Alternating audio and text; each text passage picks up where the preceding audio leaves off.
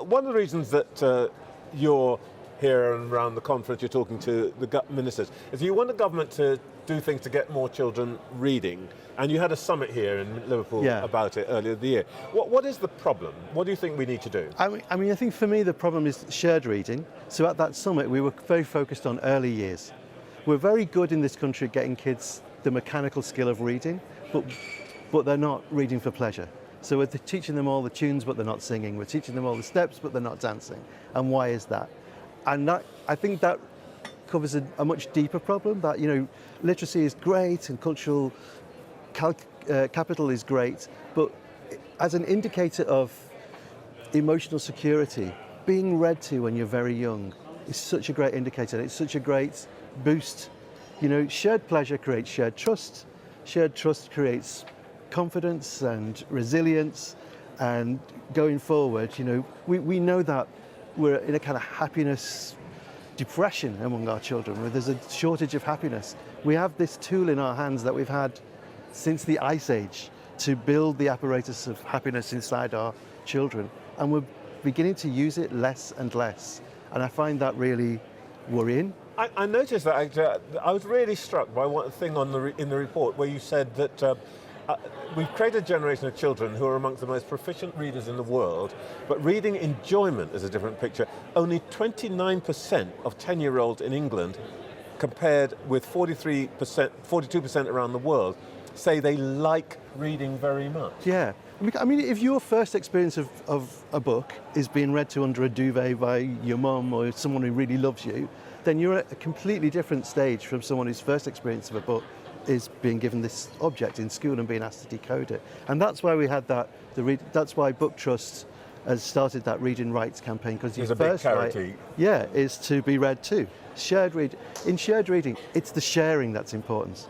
It's not really the content; it's the act of sharing, that giving of attention, that hug. Are you getting much response out of the politicians on this? We've had meetings, and that's really good.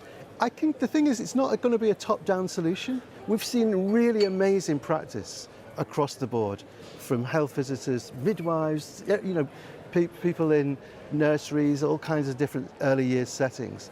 I think it has to be grown from the roots. So we've got this City of Stories project, whereby you put people in touch with each other, they share that practice. The driver of children's policy in government is extra childcare, which is basically a policy that's designed to free up more adults for productivity. If that's your main thing, the least you can do is make sure that people involved in childcare understand how to share a book. It's not about mechanically reading a book, it's using that book as a script for play. The book in early years isn't the meal, it's the menu, it's the recipe. You play with it. You link this issue to reading to the issue of child poverty. There's a major debate going to go on here about this two-child cap on benefits. Where do you stand on it? I think the last 15 or 16 years have been an assault on children, sometimes by politicians. Austerity, children bore the brunt of austerity. The sure starts were all closed down. But the pandemic, we made sure our children bore the brunt of that. They were the ones who were kind of locked down. All these things that children have really had a very bad time the last 14 or 15 years. It is within the gift of government to change that, and it is within the duty of government to change that. They are our future. It's such a pat thing to say they are our future, but if you're a dad, you know that future is coming at you very quickly. Childhood is really fleeting. These kids who don't vote, well, they will be voting in about 3 weeks, So you'd probably be for lifting the cap and making sure that, I suppose, larger families also have money. They'll give them the space to do all those things. 100%. It's kind of a suicidal thing not to care about the children. Okay. Children are the priority. I just genuinely think that they've been so neglected, and we do need to turn the tide. Besides your books, Frank, one of the other thing you're famous for, I guess, is telling the story of Britain. I think the last successful time anybody's done it publicly in the 2012 Olympic opening ceremony. Now, we're hearing a lot in the last couple of days about, I'm giving you the phrase here, patriotic national renewal. Do you get what that means? I think it's an assault on the English language. Whoever did it doesn't really get that one of the great beauties of our nation is its language, and they've decided to trash it.